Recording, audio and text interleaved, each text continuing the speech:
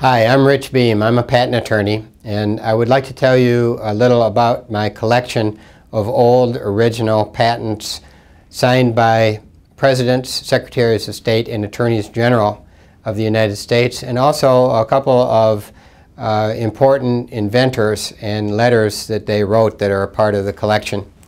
First, there is a patent here. This is an original patent. It's one of a kind.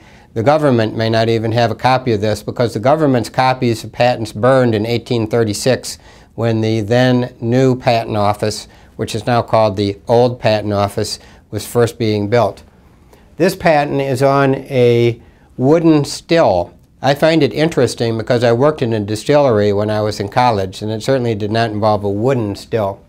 But that was technology that was important in the building up of this country, and is part of the history of the United States and the history of technology.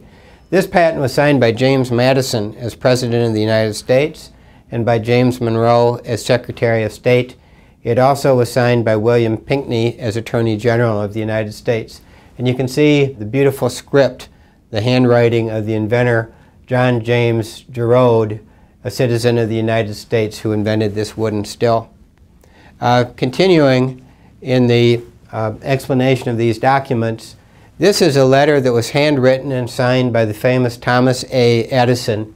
It's very short. It was written from Glenmont, which was his family estate in Llewellyn Park.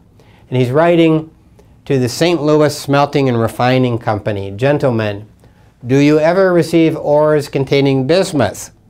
I have a new use for it and want to find a supply of ore or residuum containing it. Yours truly, Thomas A. Edison. He had a very distinctive signature.